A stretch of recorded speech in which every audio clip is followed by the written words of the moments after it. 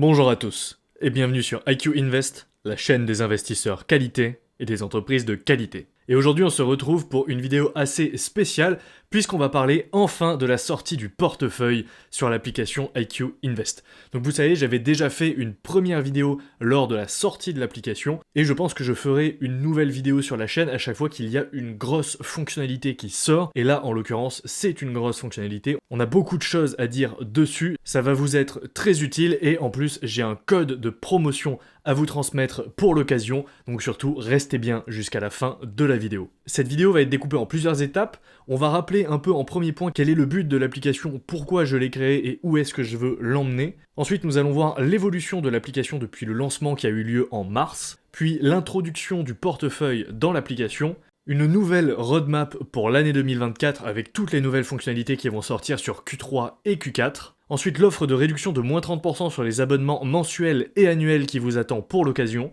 Et à la fin de la vidéo, donc on va basculer directement dans l'application pour une démo en live de toutes les nouvelles fonctionnalités. Donc déjà, commençons par rappeler quel est le but de l'application. Il faut savoir qu'avant même de créer la chaîne YouTube, personnellement j'avais pour projet de créer une application dédiée à la bourse, car ça faisait déjà pas mal de temps que je m'intéressais à ce domaine, que je commençais à être passionné par la bourse et par l'investissement, et malheureusement je ne trouvais aucune application sur le marché qui arrivait à répondre à mes besoins, et pourtant j'en ai testé beaucoup, et aucune n'a su répondre à mes besoins, que ce soit sur la partie screener, puisque je ne trouvais jamais les ratios et suffisamment de données historiques sur les screeners sur lesquels j'allais, et également sur la partie portefeuille, il y a très peu d'offres sur le marché qui proposent une solution vraiment complète. On a souvent des applications qui sont beaucoup trop simplistes, qui nous proposent par exemple de renseigner uniquement un PRU sur une ligne, mais pas les transactions historiques d'achat et de vente, ce qui forcément ne permet pas de calculer une performance, et la seule application que j'ai trouvée sur le marché disponible actuellement, c'est une application gratuite qui s'appelle Portfolio Performance,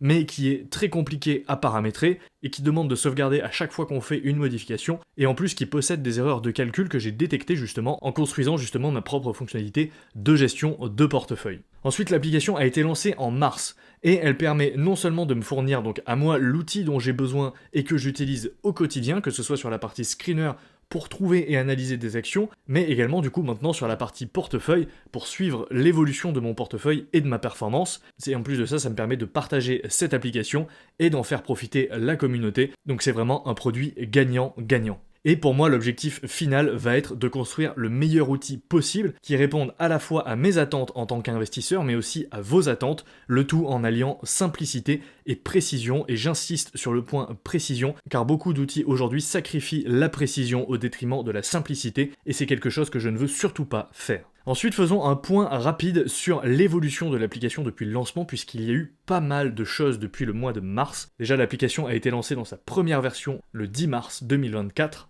Ensuite, s'en est suivi l'ajout de l'analyse fondamentale qui permet de renseigner les forces et les faiblesses d'une entreprise ainsi que la checklist fondamentale. En avril, on a ajouté les mid-cap dans l'application avec l'ouverture à plus de 8800 entreprises de plus de 1 milliard de capitalisation et ce dans le monde entier. Ensuite, on a eu l'ajout du graphique de prix sur les actions, donc avec l'évolution du prix sur les 5 dernières années, la comparaison avec le S&P 500 et le prix juste. Puis l'ajout de nouveaux ratios au mois de mai avec le CAGR, la linéarité, le ROE, le ROIC, les EPS, les free cash flow margin, les free cash flow yield et j'en passe. Et enfin, en juin, l'introduction de la première version du portefeuille et de ses analyses qui vont avec, comme vous allez le voir. Et donc côté portefeuille, c'est un nouveau pilier qui fait son apparition dans l'application, puisque l'application va être centrée pour le moment en tout cas autour de deux piliers, le Quality Stock Screener, avec ses analyses d'actions et également la watchlist, et le portefeuille avec la saisie des informations et les analyses relatives au portefeuille.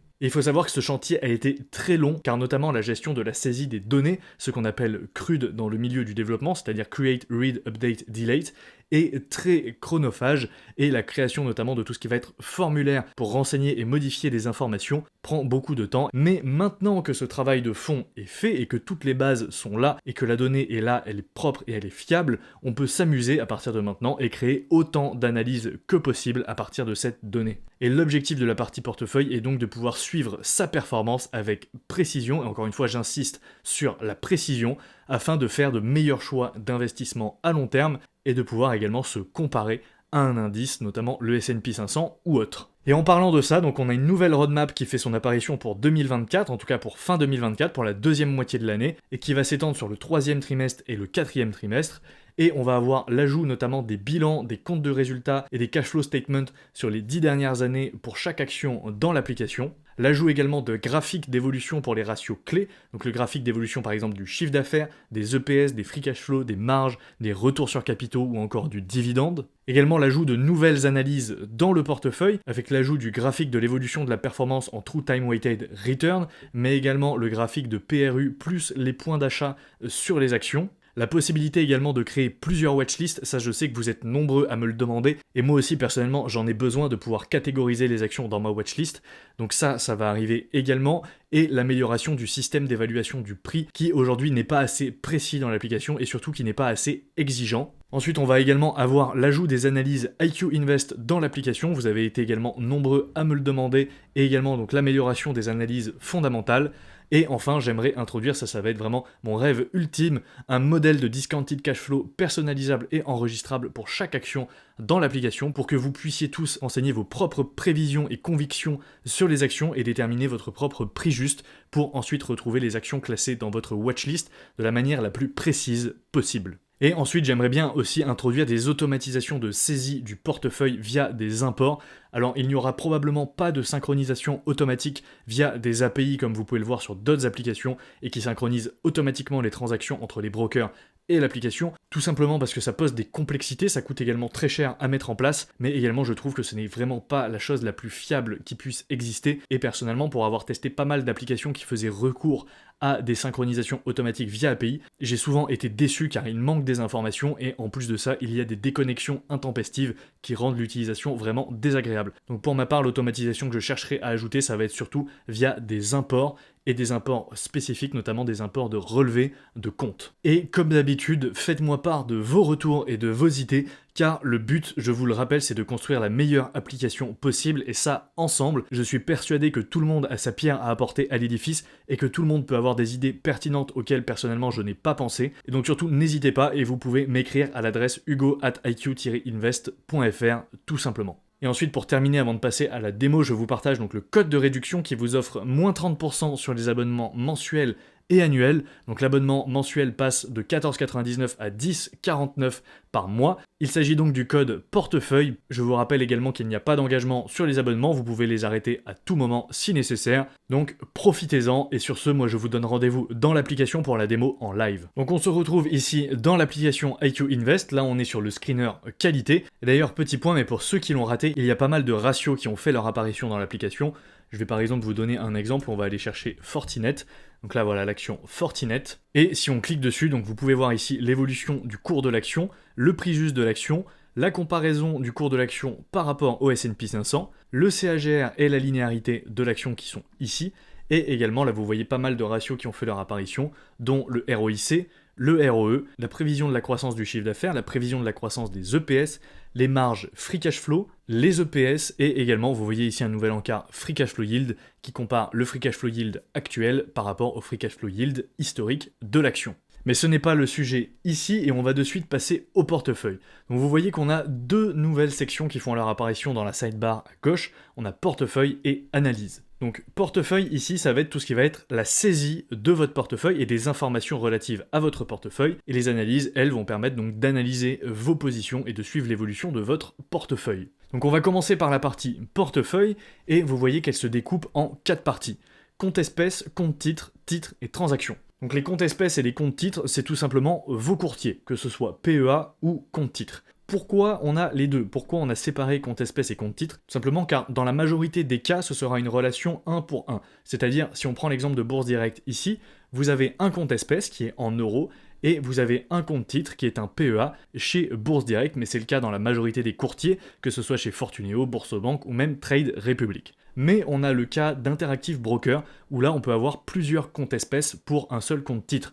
Et en l'occurrence chez Interactive Broker, vous pouvez avoir un compte espèce par devise. Et donc par exemple, moi je possède des actions qui sont en dollars américains, donc j'ai un compte espèce en euros, un compte espèce en dollars, Et par contre, j'ai un seul compte titre, Interactive Broker, qui contient donc mes titres et qui est associé à un compte espèce. Ensuite, vous pouvez tout simplement modifier ou supprimer vos comptes ici et ajouter un compte espèce en cliquant sur le bouton, vous renseignez le nom et vous sélectionnez la devise de votre compte espèce. Ensuite, pour les comptes titres, c'est exactement le même principe. Pour ajouter un nouveau compte titre, vous cliquez ici, vous renseignez le nom, vous sélectionnez le type de compte, donc c'est un PEA, PEA, PME ou compte titre, et également donc vous renseignez les comptes espèces auxquels ce compte titre est associé. Donc ici on va pas le faire parce que j'ai déjà tout paramétré. Ensuite on a la partie titre et la partie transaction. Donc sur la partie titre, ici vous allez retrouver tous vos titres, donc que ce soit les positions ouvertes ou fermées dans votre portefeuille. Donc les positions fermées, ce sont les positions que vous avez probablement déjà vendues. Sur la partie titre, vous pouvez en ajouter des nouveaux ou en supprimer. Pour ajouter un titre, c'est très simple, vous cliquez ici, et ici vous allez devoir rechercher le titre,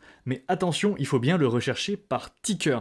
Vous pouvez aussi renseigner le nom de l'action, mais généralement ça ne marchera pas. Pourquoi ? Parce qu'il y a beaucoup d'actions qui ont le même nom, et c'est beaucoup plus fiable de rechercher une action par son ticker que par son nom. Donc je vous invite vraiment à prendre ce réflexe. Et pour trouver le ticker de votre action, c'est très simple, vous allez sur votre courtier, vous cliquez sur la fiche détail, c'est une des premières informations qui est renseignée. Sinon vous pouvez également aller sur le screener IQ Invest, et vous voyez ici en dessous du nom de l'action, on a le ticker qui est noté. Donc par exemple pour Fortinet qui est FTNT, mais on a également la place boursière. Donc ça c'est un point très important à prendre en compte. Dans l'application, les places boursières sont indiquées par leur MIC code, donc c'est-à-dire leur code d'identification officiel. Donc par exemple Fortinet est coté au Nasdaq, et le code du Nasdaq c'est XNGS. Mais si on prend un autre exemple et qu'on prend LVMH, LVMH elle a pour ticker MC, et elle est cotée à Paris, donc Euronext Paris, et le code de la bourse Euronext Paris c'est XPAR. Donc pour ajouter un titre dans le portefeuille, c'est très simple, vous faites ajouter un titre et vous recherchez le ticker. Donc si on prend l'exemple de Fortinet, on tape FTNT et on voit que c'est le premier résultat ici, XNGS FTNT. En sachant qu'une action ou un titre peut être coté sur plusieurs places boursières différentes. Donc là vous voyez que Fortinet est coté au Nasdaq, mais également au MEX, alors je me rappelle plus de quelle est la place boursière qui correspond à ce code, mais idem si vous tapez par exemple Evo, vous voyez qu'on a Evolution AB ici qui ressort à la bourse de Stockholm, mais on a également ici le titre qui est coté au XMEX, et si je tape FT ici, on a Evolution AB qui est coté aux États-Unis, donc au PINX, qui est je crois un marché pour les titres étrangers aux États-Unis. Tout ça pour dire que quand vous ajoutez une action ou même un ETF, c'est valable pour les ETF, si on tape par exemple ESE, ici on va retrouver l'ETF de BNP Paribas, donc XPAR ESE, parce qu'il est coté à la bourse de Paris, mais si on tape également par exemple PUST, on retrouve le Lixor PEA Nasdaq, on peut également taper CW8 et on tombe sur le Amundi MSCI World. Donc prenez vraiment le réflexe de rechercher avec ce ticker et de vérifier la place boursière sur laquelle est coté votre titre, car tout simplement ici vous voyez l'exemple d'Amundi est très parlant, cet ETF est coté à la bourse de Paris mais également à la bourse de Milan. Donc attention et prenez bien celui qui est coté à la bourse de Paris. Une fois que vous avez ajouté un titre, il sera affiché ici et vous retrouverez le nom de votre titre, le type de titre, donc si c'est une action ordinaire ou un fonds négocié en bourse, donc un ETF, sa devise et la quantité de titres que vous avez en portefeuille. Et également, petite précision avant de passer aux transactions, mais vous pouvez ajouter tous les titres possibles et imaginables ici, que ce soit des actions, des ETF, des fonds communs de placement, des rates, etc. Vous pouvez vraiment tout ajouter. Maintenant, si on passe à la partie transactions, c'est vraiment là que va se passer le nerf de la guerre. Donc ici, dans la partie transactions, vous avez le bouton « Ajouter une transaction » et vous pouvez ajouter tous les types de transactions possibles. On va les voir une par une.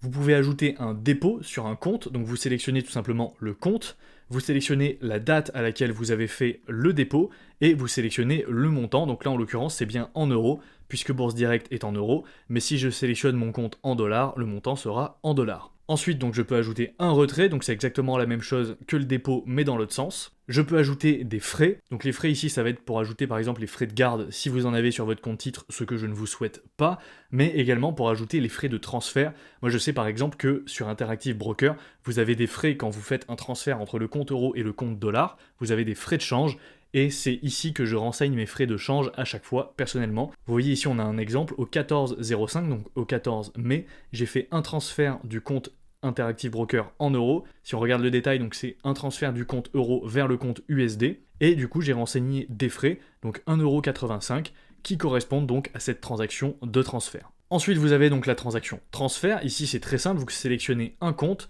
une date, un compte de destination. Si la devise est la même, vous saisissez tout simplement le montant, et si la devise est différente entre les deux, vous allez devoir sélectionner le montant, mais également le taux de change à laquelle vous avez effectué le transfert. Donc toutes ces informations-là, sur les brokers sérieux, vous pouvez les retrouver très facilement. Sur Interactive Broker, c'est dans les analyses et les relevés d'activité. Sur Bourse Direct, ça va être dans les avis d'opérer. Ensuite, vous pouvez ajouter un achat. Donc là, vous renseignez tout simplement le compte sur lequel vous achetez le titre. Le titre, en l'occurrence ici, on va prendre par exemple LVMH, donc avec le ticker MC. Vous renseignez la date de votre achat, on va prendre par exemple donc le 3 juin. Vous renseignez la quantité de titres que vous avez acheté, par exemple 1, le prix unitaire auquel vous avez acheté les actions, les frais que vous avez payés et potentiellement les impôts que vous avez payés sur les transactions. Donc ça c'est valable notamment pour les actions françaises sur lesquelles vous payez la taxe sur les transactions financières. Donc pensez bien à renseigner cette taxe ici. Si vous ajoutez maintenant une action qui n'est pas dans la devise du compte espèce sur lequel vous l'achetez, on va prendre l'exemple ici d'Evolution AB. Mettons que vous achetez Evolution AB sur Bourse Direct. Tout simplement vous renseignez ici la quantité de titres, le prix unitaire en couronne suédoise que vous avez acheté, par exemple 1200 couronnes suédoises, le taux de change effectif pour la transaction, donc en l'occurrence ici on va mettre 0,08 par exemple, et vous renseignez ensuite les frais et les impôts. Donc le taux de change vous le retrouvez dans les détails de la transaction, et également si vous avez le taux de change inverse, donc là on est en SEC euro, mais si vous avez le taux de change euro SEC, petite astuce, vous faites 1 divisé par le taux de change et ça va vous donner le taux de change inverse. Ensuite pour les ventes, c'est exactement la même chose, vous sélectionnez le compte, le titre, la date, la quantité, le prix unitaire, etc. Et vous avez ensuite les transactions de type dividende, donc là vous renseignez également le titre sur lequel vous avez perçu les dividendes, le titre qui vous a versé un dividende, donc par exemple on va prendre LVMH, la date à laquelle vous avez reçu le dividende, la quantité d'actions pour lesquelles vous avez reçu un dividende, donc par exemple si on prend 4, et le montant par part du dividende. Donc par exemple ici s'il était à 12, ça nous donne un dividende de 48 € au total, et ensuite ici vous renseignez les frais s'il y en a, en général il n'y en a pas, et vous renseignez ici dans impôts taxes les retenues à la source s'il y en a. Donc c'est ici qu'il faut les renseigner. Voilà, donc tout ça, c'est pour la partie transaction. Donc tous ceux qui sont habitués ou qui vont utiliser Portfolio Performance, vous allez voir le fonctionnement est similaire. Pour ceux qui n'ont pas l'habitude d'utiliser des outils précis et qui n'ont pas l'habitude de gérer les taux de change par exemple, vous allez être un peu déboussolé au début, mais vous allez voir, ça va vite venir. Et je vous précise juste donc le pourquoi du comment j'ai décidé de partir sur un modèle où on ajoute des transactions et pas sur un modèle plus simple où on renseignerait juste le titre, la quantité et le PRU. Tout simplement car si on veut tracer un graphique de performance et un historique de l'évolution du portefeuille, on est obligé d'avoir l'historique des transactions. Donc avoir l'historique des transactions permet une bien meilleure précision et surtout permet de reconstituer la performance du portefeuille, ce qui n'est pas du tout possible sinon. Une fois que vous avez renseigné tout ça, vous avez fait le plus gros du travail, puisque le plus dur et le plus long, ça va être de les renseigner la première fois, surtout si ça fait longtemps que vous êtes en bourse et que vous avez beaucoup de transactions. Mais ensuite, la bonne nouvelle, c'est que ça vous prendra plus que 2 ou 3 minutes par mois, puisque vous aurez juste à ajouter vos dépôts et achats du mois courant. Mais une fois que vous avez fait tout ça, vous pouvez aller sur la partie analyse et ici vous allez retrouver toutes les analyses relatives à votre portefeuille. Donc pour l'instant les analyses sont composées de 3 parties, résumé, position et dividende. Dans la partie résumé, comme son nom l'indique, ici on va retrouver un résumé du portefeuille avec sa valeur totale, le montant total investi, la performance totale, donc la performance ici est une performance absolue, donc c'est-à-dire qu'elle prend en compte les dividendes, les gains latents, les gains réalisés, les taxes et les frais, donc c'est vraiment très précis, et ici le pourcentage de performance. Ensuite on a le montant des dividendes totaux perçus depuis le début, et le pourcentage de dividendes reçus. En dessous, vous retrouvez le détail par compte, donc vous voyez que moi par exemple j'ai 2 comptes, j'ai Bourse Direct, mon PEA et Interactive Broker, mon compte titre, et vous voyez les montants investis, les soldes des comptes, donc ça c'est l'argent qui reste en espèces sur le compte, les frais totaux que vous avez payés, les taxes totales que vous avez payées, les dividendes reçus, le pourcentage de dividendes reçus, les gains latents, donc c'est-à-dire les plus-values non réalisées, les gains réalisés, donc c'est-à-dire les plus-values que vous avez encaissées après une vente, le total du compte actuel, la performance, qui est tout simplement la différence entre le total et le montant investi, et la performance réalisée, donc en pourcentage du total. Ensuite, en haut à droite, vous retrouvez ici un graphique qui vous montre la répartition entre vos différents comptes. Par exemple, moi j'ai 72% sur le PEA et 28% sur le compte titre. Vous retrouvez également la répartition sur vos types de supports. Donc moi j'ai 58% en actions, 41% en ETF et j'ai 2% en espèces. Et vous retrouvez également donc la répartition par devise. Donc moi j'ai 68% en euros, 28% en dollars et 3% en couronne suédoise par exemple. Sur cette page, il y a des choses qui vont arriver très prochainement, notamment le CAGR, donc le Compound Annual Growth Rate, qui est tout simplement en fait le pourcentage de performance ici qui va être annualisé et qui va prendre en compte donc la date de début de votre portefeuille. Donc ça va être très pratique pour analyser votre performance annuelle. Et également, chose qui n'est pas présente pour cette première version mais qui va arriver également prochainement, ça va être un onglet donc performance dans lequel vous allez retrouver donc le graphique de performance de votre portefeuille ou de vos portefeuilles et vous allez pouvoir donc comparer grâce à ce graphique la performance de votre portefeuille dans le temps par rapport au S&P 500 ou à un autre benchmark que vous aurez choisi. Donc ça, ne vous inquiétez pas, ça va arriver, mais ce n'est pas encore disponible dans la première version, tout simplement parce que ça demande des calculs qui sont assez complexes et des algos que je n'ai pas encore terminés. Ensuite, on passe à l'onglet Position. L'onglet Position est découpé entre deux sections. Un premier qui est un pie chart ici et un deuxième qui est un tableau. Le pie chart représente le poids de tous vos actifs dans votre portefeuille. Donc vous voyez ici, on a l'ETF S&P 500, LVMH, Mastercard, ASML, Visa, etc. Et vous avez le poids de tous vos titres. Vous pouvez afficher ce graphique sur les positions, mais également sur les pays, auquel cas vous voyez votre répartition par pays, et vous pouvez également afficher votre répartition par secteur. Donc en l'occurrence, moi j'ai 31 en finance, 31% en tech, 26% en consommation discrétionnaire, etc. Ici, il y a également des améliorations qui vont faire leur apparition, avec également la possibilité de filtrer par compte et par type de position, et donc par exemple ici sur la partie position, de ne pouvoir afficher que votre PEA ou votre compte titre, ou de ne pouvoir afficher que les actions ou les ETF par exemple. Ensuite, juste en dessous, on a la partie tableau. Donc là, c'est tout simplement le récapitulatif de tous les titres que vous avez en portefeuille et qui sont actuellement ouverts. Donc moi, vous voyez que j'en ai 16 et ils sont classés par défaut par performance. Et pour chaque titre, vous retrouvez donc le nom et le ticker de l'action, sa note quantitative si c'est une action, sinon si c'est un ETF, il n'y aura rien. Le type, donc si c'est une action ordinaire ou un ETF ou autre, la quantité que vous possédez en portefeuille, votre PRU, donc votre prix de revient unitaire, donc vous le voyez à la fois en euros, mais aussi dans la devise d'origine du titre, donc par exemple en dollars ici pour Microsoft. Ensuite, vous voyez les frais totaux que vous avez payés par titre, les taxes que vous avez payées par titre, le montant de dividendes que chaque position vous a versé, le pourcentage de dividendes, le montant investi, le prix actuel de l'action ou de l'ETF, le total, la performance et le pourcentage de performance. Donc ça vous permet d'avoir une vision très rapide sur vos meilleures actions et également vos moins bonnes actions. Moi, vous voyez que j'ai 3 actions ici en négatif. Mais vous pouvez également trier ce tableau, vous pouvez par exemple le classer par montant investi si vous voulez voir quel est le support sur lequel vous avez le plus d'argent. Donc moi en l'occurrence ici c'est l'ETF S&P 500. Et on passe maintenant au dernier onglet, l'onglet dividendes. Et ici c'est très simple, c'est l'évolution de vos dividendes par année. Donc ici on est en mensuel, donc on voit les dividendes qui ont été versés, ici on est sur 2024, vous voyez que j'ai touché 66,67€ en mai, 64,53€ en avril et etc. Et on peut également choisir l'année, donc par exemple sur 2023 ici, donc vous voyez qu'en décembre ici j'ai touché 14,43€ de dividendes par exemple, donc ça vous permet de suivre l'évolution de vos dividendes par mois, mais également ça va arriver très prochainement, vous pourrez afficher ce graphique par année et voir directement le montant par année, ce qui sera également très pratique. Et comme pour les positions, ici il y a des filtres qui vont arriver avec la possibilité de voir le montant par compte par exemple. Et voilà, on a fait le tour sur la démo, donc surtout si vous avez des questions ou des difficultés à paramétrer votre portefeuille, n'hésitez pas à me poser vos questions soit en commentaire, soit par mail, donc hugo@iq-invest.fr. Je suis vraiment très heureux de vous présenter donc toutes ces fonctionnalités, ça a été énormément de travail, et il y a encore plein de belles choses qui vont arriver, que ce soit dans la partie analyse sur le portefeuille, mais également dans le screener et dans la watchlist. Il y a plein de choses que je vais implémenter dans l'application, comme vous l'avez vu sur la roadmap 2024. Donc surtout, restez bien attentifs. Je communiquerai par email et probablement également sur Instagram sur les nouveautés. Donc sur ce, moi j'espère aussi que l'application et le portefeuille vous plairont. N'oubliez pas comme d'habitude de laisser un pouce bleu sous la vidéo, de vous abonner à la chaîne si ce n'est pas déjà fait, d'aller me suivre sur Instagram @iq-invest.fr.